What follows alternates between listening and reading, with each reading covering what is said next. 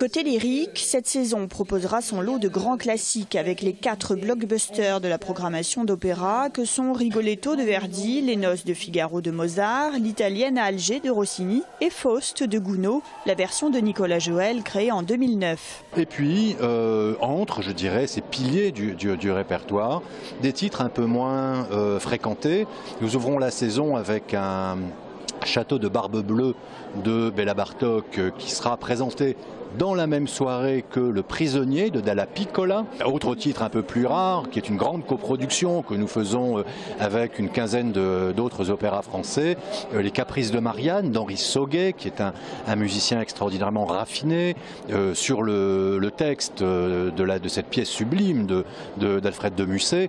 l'histoire d'amour entre ces 3 personnages qui évidemment ne se comprennent pas, sinon il n'y aurait pas d'histoire, le flamboyant Octave, le triste ou le réservé Célio, et puis cette sotte de Marianne qui ne se rend pas compte que c'est Célio qui l'aime et pas Octave, donc évidemment tout ça finit pas bien, et on retrouve les vers de Musset dans cette musique qui est un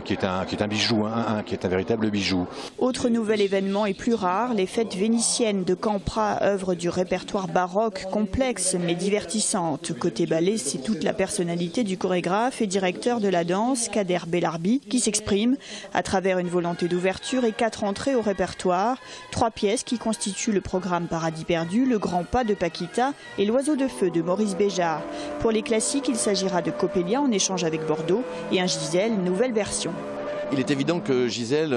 c'est le ballet le plus dansé au monde, mais ici il n'y avait pas, je dirais, une vraie version, comme je dis souvent, dans la lettre et l'esprit. Donc c'était l'idée, parce que j'adore aussi ce ballet, je l'ai beaucoup dansé, de pouvoir essayer de le remettre au goût du jour dans une tradition, je dirais, de l'école française. Et à partir de là, essayer de donner tout le charme de ce romantisme, entre ce décalage de ce premier acte, qui est très terrien, et de ce deuxième acte, qui est totalement immatériel, où l'âme romantique s'envole.